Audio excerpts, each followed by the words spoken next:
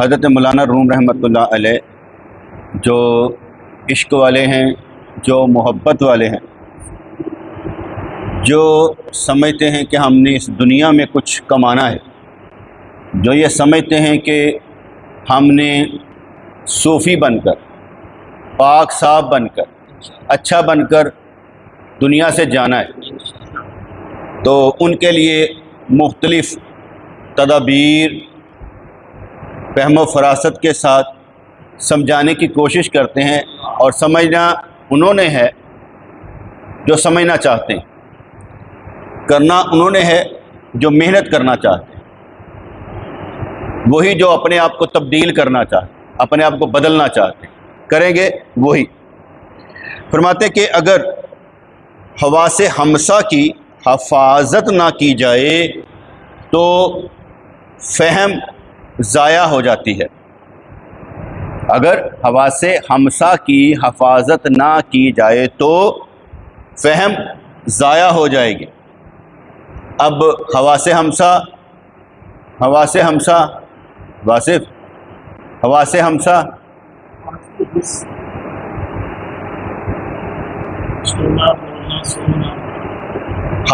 حواس کہتے ہیں بیٹے جو یہ ہمارا سونگنا، اسے سونگتے ہیں آپ، اس سے کیا کرتے ہیں، اس سے کیا کرتے ہیں، اس سے کیا کرتے ہیں، ٹھیک ہے نا؟ تو یہ کیا ہوتا ہے، اور یہ اس سے چھوتے ہیں۔ کتنے ہوئے؟ 1 2 3 4، اور یہ سارے حواس 5 حواس، اسے کہتے ہیں حواس خمسہ، خمسہ 5۔ تو اس لیے 5 جو حواس ہیں ہمارے جن سے ہم کام کرتے ہیں، ان میں سے کوئی بھی ڈیمیج ہو جائے، آنکھیں ڈیمیج ہو جائیں، کان ڈیمیج ہو جائیں، یہ تو پھر بھی برداشت بندہ کر لیتا ہے، اندر سے کوئی کام خراب ہو جائے تو ظاہری طور پر عیب دار بندہ ہو جاتا ہے۔ تو یہاں پر انہوں نے ایک چھوٹی سی لائن بیان کر دی کہ اگر ان 5 حواس سے، ان 5 جو اللہ تعالیٰ نے آپ کو طاقتیں دی ہیں، ان کو اگر صحیح استعمال نہ کیا جائے تو پھر کیا ہوگا؟ عقل ضائع ہو جاتی ہے۔ ان کا صحیح استعمال عقل کو بڑھاتا ہے، اور ان کا غلط استعمال عقل کو ختم کر دیتا ہے۔ پھر وہ مان لیں کہ اسی لیے اللہ کریم نے نبی کریم کو حکم دیا، اے نبی آپ مومنوں سے کہہ دیجئے کہ اپنی نگاہیں نیچی رکھیں، عورتیں نہیں دیکھنی، غلط نہیں دیکھنی، اور حضور کے لیے تو یہ بھی تھا کہ آپ نے دنیا نہیں دیکھنی، دنیا کی طرف ایسے بھی توجہ نہیں فرمانی۔ اور آپ کو معلوم ہوگا کہ جب آپ حضور علیہ الصلوۃ والسلام معراج شریف پر جا رہے تھے، ایک عورت اور ایک مرد نے آواز دی، آپ نے ان کی طرف توجہ نہیں کی، پوچھا یہ کون تھے؟ کہنے لگے ایک یہودی اور ایک عیسائی۔ آپ کسی طرف بھی توجہ کر لیتے تو آپ کی امت اس طرف نکل جاتی۔ حضور نے اپنی امت کو بچایا۔ پھر ایک جگہ پر امتحان لیا گیا، دودھ کا پیالہ دیا گیا اور شراب دی گئی، آپ نے دودھ کو پسند کیا، شراب کو پسند نہیں کیا، یہاں پر بھی بچایا۔ جب 50 نمازیں فرض ہوئیں وہاں پر بھی بچایا، حالانکہ عمل سرکار کا ہے، لیکن حضور اپنی فہم و فراست سے امت کے لیے آسانیاں ڈھونڈتے ڈھونڈتے کام کر رہے ہیں، ادھر ادھر نہیں دیکھا۔ کہا جاتا ہے کہ جب بندہ مرنے لگتا ہے اس وقت بھی ماں اور باپ کی شکل میں آزمائش کے لیے فرشتے آ جاتے ہیں۔ ماں کہتی ہے بیٹا دیکھ کتنی پیاس لگی ہے، یہ پانی پی لے اور یہودی ہو جا۔ باپ کہتا ہے بیٹا پانی پی لے، نصرانی ہو جا۔ یہ اس وقت بھی جب بندہ مرنے لگتا ہے امتحان پڑ جاتا ہے۔ اس لیے کہتے ہیں کہ بھئی جو سیدھے راستے پر ہوگا، جو حضور کی طرح ہوگا، نہ ادھر دیکھے گا نہ ادھر دیکھے گا، وہ دین اسلام، نہ ماں دیکھنی ہے نہ باپ دیکھنے۔ دنیا میں ہم ماں کی مان لیتے ہیں، باپ کی مان لیتے ہیں، لیکن اگر ماں اور باپ شریعت پر نہ ہو تو پھر ہم نے شریعت کی مانی ہے، ماں اور باپ کی نہیں مانی۔ کاروباری بندہ کیا کرتا ہے کہ جہاں سے فائدہ ہوتا ہے وہ لیتا ہے، جہاں نقصان ہو وہ کبھی وہاں کا کام ہی نہیں کرتا۔ اسی طریقے سے جو ماں یا باپ ہوں فائدہ دیں تو لے لینا چاہیے، اگر فائدہ دینے والے نہ ہوں تو نقصان کا سودا نہیں کرنا چاہیے، کیونکہ ہمارا دین ماں باپ کی خدمت کرنے کے لیے کہتا ہے، ان کے گناہوں کو اڈاپٹ کرنے کے لیے نہیں کہتا کہ جو کر دے میں تم یوں ہی کرو۔ اس لیے رسم و رواجی اسلام کو ہم نہیں مانتے، ہم اس اسلام کو مانتے ہیں جو شرعی اسلام ہوتا ہے۔ تو یہاں پر حواس کہا تھا 5 حواسوں کی حفاظت کریں تو عقل ضائع نہیں ہوگی۔ اس لیے کہا گیا کہ نظر نیچی رکھنے کے لیے کیوں کہا گیا؟ نظر کا غلط استعمال انسان کے دل کو مردہ کر دیتا ہے، دل کو کالا کر دیتا ہے، آنکھوں کا صحیح استعمال انسان کے دل کو روشن کر دیتا ہے۔ اس لیے حدیث پاک میں آتا ہے اگر انسان ایسے نظر اٹھاتا ہے، کوئی عورت نظر آ جائے تو فوراً نیچے کر لیتا ہے، تو اللہ تعالیٰ اس سے عبادت میں حلاوت عطا فرمائے گا، اس کی عبادت میں حلاوت، اسے مزہ ملے گا عبادت کرنے میں، جوش ملے گا عبادت کرنے میں۔ دوسری بات، بیہودہ گفتگو سے بھی فہم برباد ہو جاتی، بیہودہ گفتگو سے، گندی باتوں سے، فضول باتوں سے، لا یعنی باتوں سے فہم برباد ہو جاتی۔ تو میں نے آپ کو جب آپ لوگ حج کرنے جا رہے تھے میں نے کہا کوئی کہکا اس طرح نہیں لگانا چاہیے کہ جہاں آپ کا کہکا لگنے سے آپ کا دل مردہ ہو جائے، اس طرح کا مذاق نہیں چلے گا، کیونکہ آپ کسی کام کے لیے جا رہے ہیں، ٹارگٹ اچیو کرنے کے لیے جا رہے ہیں، تو آپ نے کام نہیں کر رہا۔ وہ اس لیے کہا تھا کہ بیہودہ گفتگو سے بھی فہم، عقل برباد ہو جاتی، اور پھر اچھی باتوں کی توفیق بھی نہیں ملتی۔ اچھی باتوں کی توفیق بھی تب ملتی ہے جب بیہودہ باتوں سے پرہیز کیا جائے۔ جب آپ اچھائی کی طرف سے چلیں گے تو اچھائی کی دولت ملے گی، برائی کی طرف چلیں گے تو برائی کی دولت ملے گی۔ جس طرح سے انسان چلنا چاہے اس کے ساتھ وہی سلوک ہوگا۔ کان سے غلط باتیں سنے گا تو فہم برباد ہوگی۔ جیسے ہم لوگ کہتے ہیں کہ جو موسیقی ہے، یہ جو طبلہ سرنگیاں ہیں، یہ روح کی غذا ہے، روح کی نہیں، بد روح کی غذا ہے۔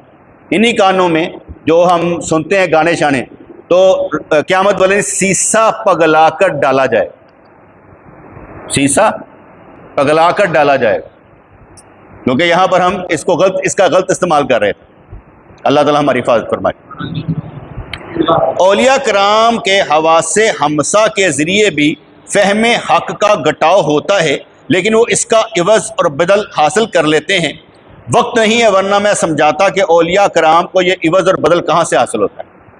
کہتا ہے حاصل ہوتا ضرور ہے، عوض اور بدل کیسے حاصل ہوتا ہے وہ میں تمہیں سمجھا نہیں پاتا۔ انہوں نے کہا حضرت مجدد الثانی رحمۃ اللہ علیہ نے اپنے پیر و مرشد سے، ان سے کسی نے پوچھا کہ حضرت مجدد الثانی رحمۃ اللہ سے کسی نے پوچھا حضرت علم پھیلانا پڑتا ہے، علم آگے بیان کرنا پڑتا ہے، تو ذکر اللہ کو کم ٹائم ملتا ہے، وقت دے پاتا ہوں۔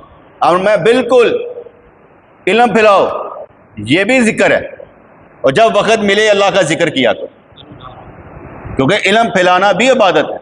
اگر علم ہوگا تو عمل ہوگا، علم نہیں تو عمل کیسا؟ پھر تو ان باتوں پر عمل ہوگا جو ہمارا وقت ضائع کر دیں گے۔ تو اس لیے کہا گیا کہ وقت نہیں ہے ورنہ میں سمجھاتا کہ اولیاء کو یہ عوض اور بدل کہاں سے حاصل ہوتا ہے۔ بڑے دریاؤں کا پانی خرچ ہوتا رہتا ہے، جیسے سمندروں سے بحیرات بن کر بادل بنتے، بادل بنتے۔ اب بڑا سمندر خرچ کہاں ہو رہا ہے؟ ہم دیکھ رہے ہیں پانی ہے نہیں، اللہ اسے استعمال کرتا ہے، اس میں ہی سے بحیرات اٹھاتا ہے، پھر ویپرائزیشن ہو کر پھر ہم پر برساتا ہے۔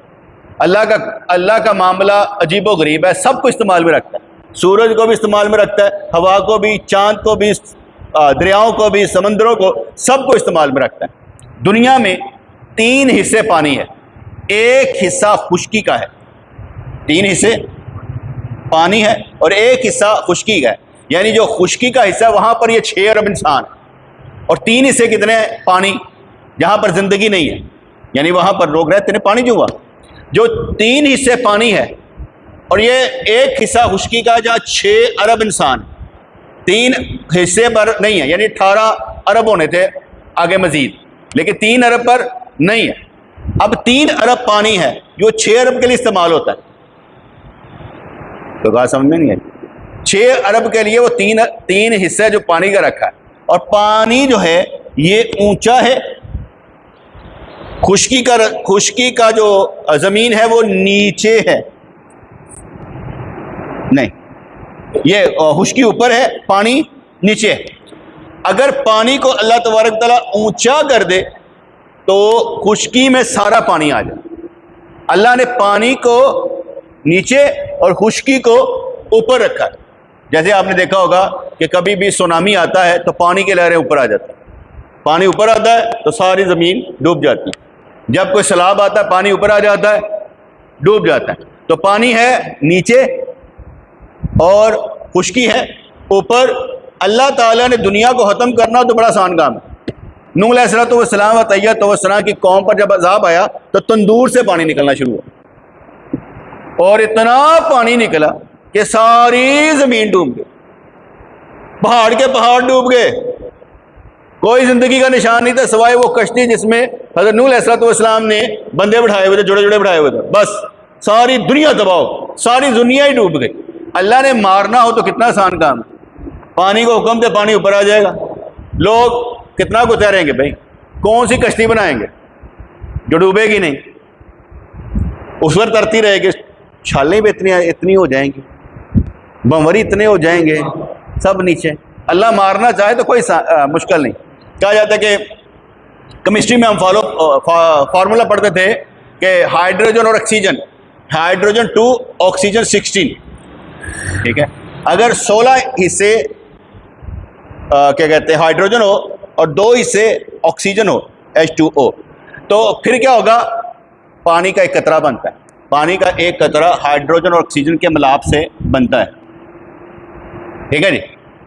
اگر O16 کی جگہ 17 کر دیا جائے یا 15 کر دیا جائے تو زہر بن جائے گا، پانی نہیں بنے۔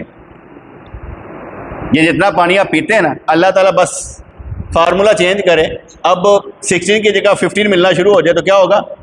زہر۔ اور پانی کے بغیر کون رہے گا؟ تو جو پیے گا۔ اللہ کریم کے لیے مارنا بہت آسان، زندہ کرنے سے آسان مارنا ہے، زندہ کرنے سے آسان مارنا ہے، بس جیسے چاہے مار دیں، اس کے لیے کوئی مشکل نہیں ہے۔ بس وہ وقت دیتا ہے ہر ایک کو، وقت دیتا ہے ہر ایک کو، اور جس کو وقت مل گیا اسے سمجھ لیا اللہ کی نعمت مل گئی۔ اب وہ اس وقت میں کیا کرتا ہے؟ جذباتی نہیں ہونا، بس شرعی تقاضے پورے کرنا، شریعت کے مطابق چلنا ہے، جذباتی نہیں ہونا، پینک نہیں ہونا، پینک نہیں ہونا، کیونکہ جو ہونا ہے پھر اللہ کی مرضی سے ہونا ہے، پھر جو کچھ ہونا ہے اللہ کی مرضی سے ہونا ہے۔ پھر اس لیے اپنے آپ کو بہتر بنانے کے لیے اپنے آپ کو ہی بوسٹ کرنا ہے کہ میں کس طرح بوسٹ۔ آپ جو میرے پاس آ کر بیٹھ جاتے ہیں، بیٹے میں آپ کو ذرا بوسٹ کرنے کی کوشش کر، ورنہ تو مسئلہ تو کوئی نہیں ہے۔ تو کہنے لگے بڑے دریاؤں کا پانی خرچ ہوتا رہتا ہے، جیسے سمندروں سے بحرات بن کر بادل بنتے ہیں۔ بڑے دل والوں کا معاملہ کچھ اور ہوتا ہے، بڑے لوگوں کا خرچہ زیادہ ہوتا ہے، کم نہیں ہوتا، کیونکہ بڑے ہوتے ہیں نا، بڑے لوگوں کا خرچہ زیادہ ہوتا ہے۔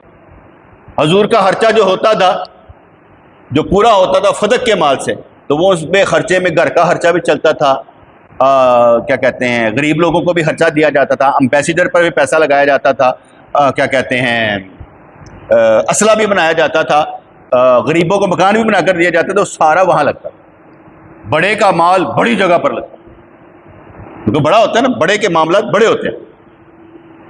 تو اتحیات میں جو سلام پیش کیا جاتا ہے اس میں سب نبیوں کی تعریف ہے، جیسے کہ پیالوں کو تشت میں ڈال دیا جائے۔ در حقیقت ممدوع تو ایک ہی ہے، اور اسی اعتبار سے مذہب بھی ایک کے علاوہ نہیں ہے۔ ہر تعریف چاہے کہیں ہو، اللہ کے نور ہی کی طرف جاتی ہے، اور صورتوں اور شخصوں کی تو عارضی ہوتی ہے۔ چاند کس نے بنایا؟ اگر آپ چاند کی تعریف کریں گے تو کس کی تعریف کی؟ حارث، اللہ کی۔ چاند کس نے بنایا؟ سورج کس نے بنایا؟ تجھ کو کس نے بنایا؟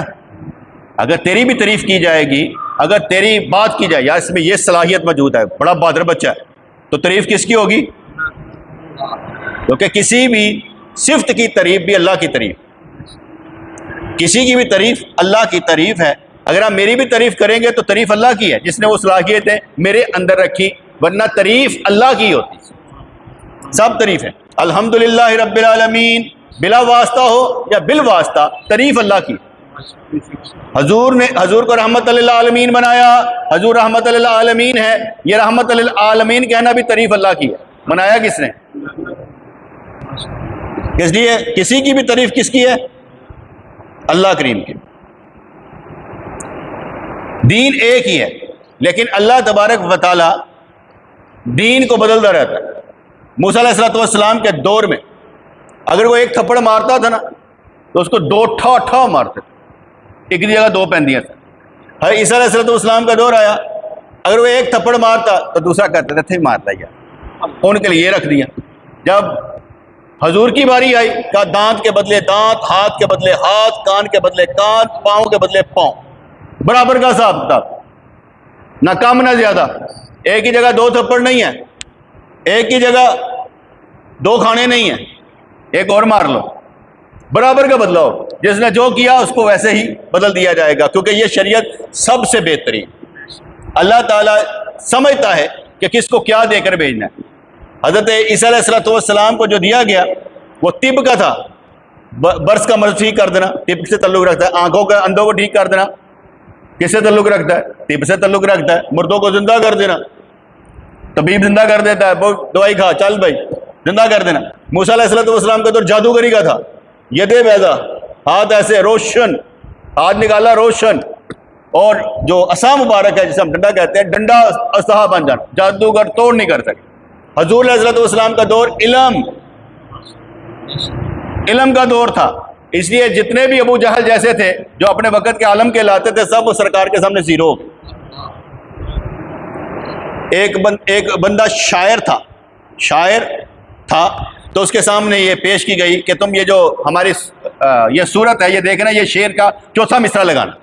انہوں نے کہا یہ شعر کا چوتھا مصرع لگانا، انا اعطیناک الکوثر فصلی لربک وانحر ان شانئک هو الابتر۔ کہتا تھا یار چوتھا مصرع بنائی، انہیں اگے جو لکھے ہے نا، انہیں کیا جڑا الفاظ مجھے یاد نہیں ہے، ہاں یہ قول ہے نا کسی بشر کا قول نہیں، قول البشر نہیں، کوثر بشر، اس نے آگے چوتھا لایا نا، انہوں نے کہا یہ قول بشر کا نہیں، کیونکہ یہ قول کسی اور کا ہے، بشر نہیں ہو سکتا انا اعطیناک الکوثر کہنے والا، یہ کسی مائی کے لال کا نہیں ہے، یہ کسی اور کا ہے کلام، جو اس لیے اللہ کا کلام چھوٹا سا لیکن بات بڑی ہو جاتی ہے۔ تو اس لحاظ سے کہا گیا کہ دین سارے ان الدین عند اللہ الاسلام، اب اللہ تعالیٰ کو پسند ہے اسلام اور کوئی دین پسند نہیں۔ اگر ماں باپ معصیت کا حکم بھی دے، گناہ کا حکم بھی دے تو ہم کہیں گے ماں معافی دے دے، میں دین پہ چلنا، میرا کام دین پر چلنا ہے۔ تو ہر تعریف چاہے کہیں ہو اللہ کے نور ہی کی طرف جاتی ہے، اور صورتوں اور شخصوں کی تو عارضی ہوتی ہے۔ اگر وہ ان صورتوں کو یا اشخاص کو اصل سمجھ بیٹھے تو گمراہ ہے۔ ہم شخصیت پرست نہیں ہیں بیٹے، ہم خدا پرست ہیں۔ آپ اگر مجھ سے محبت کریں تو محبت اللہ کی ہے، اور اگر میں اللہ کی طرف رہنمائی نہ کروں اور آپ مجھ سے محبت کریں تو آپ شخصیت پرست ہیں، خدا پرست نہیں ہیں۔ محبت اللہ کے لیے ہو تو وہ اللہ کی طرف لے کر جائے گا۔ اگر میری وجہ سے آپ کا راستہ کھوٹا ہو جائے تو جس کا مطلب میں نے آپ کو گمراہ کیا، میں اللہ تبارک و تعالیٰ کی محبت کے لائق ہی نہیں، مجھے وہ انعام ملنا ہی نہیں چاہیے جو اللہ تعالیٰ اپنوں کو دیتا ہے۔ اس لیے مجھے جو میری طرف آئے گا میں اسے کس طرف لے کر جاؤں گا؟ اللہ کریم کی طرف۔ کیوں؟ ہمارا تعلق اللہ کے ساتھ ہے۔ تو کوئی بھی صورتوں اور شخصوں کو اصل نہ سمجھے گمراہ ہو جائے گا۔ مجازی مشوقوں کے عشق کا نتیجہ محض شہوت پر مبنی ہوتا ہے، صرف شہوت کی وجہ سے ہوتا ہے۔ لڑکی سے پیار شہوت کی وجہ سے، بیوی سے پیار شہوت کی وجہ سے۔ تو مجازی مشوقوں کے عشق کا نتیجہ محض شہوت پر مبنی ہوتا ہے۔ خیالی مشوق سے اگر عشق بھی ہو تو وہ حقیقت تک پہنچنے کے لیے ہو۔ پیر سے محبت مجازی ہے لیکن کہاں پہنچنا ہے؟ اس لیے اگر ان سے محبت بھی کی جائے گی تو کس کے لیے؟ اللہ کے لیے، اور پہنچنا کس طرف ہے؟ اللہ کے لیے۔ دوستوں نے کہا تھا کہ آج وہ ادھر جانا ہے، ڈاکٹر کو دکھانا ہے، اور یہ تکلیف جو ہوئی تھی نا مجھے اس کے لیے جانا تھا، کیونکہ ویسے تو میں نے کہا تھا میں 80% اللہ کا شکر ہے میں ٹھیک ہوں۔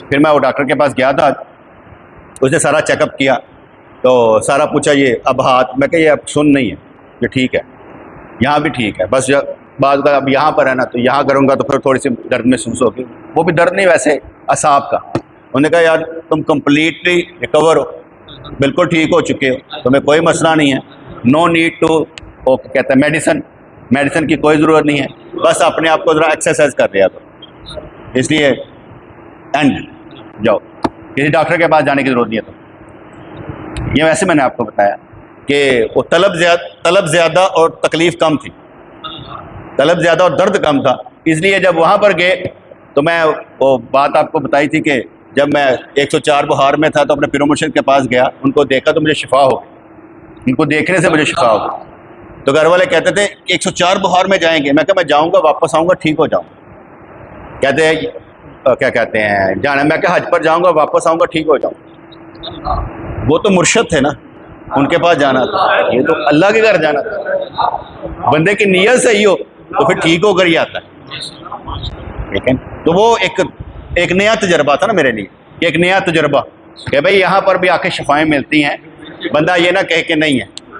ادھر بھی ایک دوست کا فون آیا نا تو کہنے لگا سائیں طبیعت، میں کہ یار میرا خیال ہے میں واپس آؤں گا ٹھیک ہوں گا، جو میری حالت چل رہی نا میں انشاءاللہ تعالیٰ ٹھیک ہو کر واپس آؤں گا۔ میں نے کہا تم پھر 80-20% کو کہا، میں کہ صحیح وہ ویسے محسوس ہوتا ہے نا، کہتا نہیں تم بالکل ٹھیک ہو، ایج فیکٹر تو اپنی جگہ پر رہتا ہی رہتا ہے۔ تو میں نے کہا میں کیونکہ کام ایسے کرنا ہوتا تو یہ وقتی طور پہ لگا لیا کروں 1-2 گھنٹے کے لیے، کہتے ہیں لگا لیا کرو۔ میں نے کہا میرا کام ایسا ہے نا کہ بار بار وہی کرنا پڑتا ہے، تو پھر پوسچر ایسے بنے گا تو مسئلہ ہو جائے گا۔ میں نے کہا ٹھیک ہے لگا لیا کریں، باقی ایکسرسائز جاری ہو ساری رکھیں۔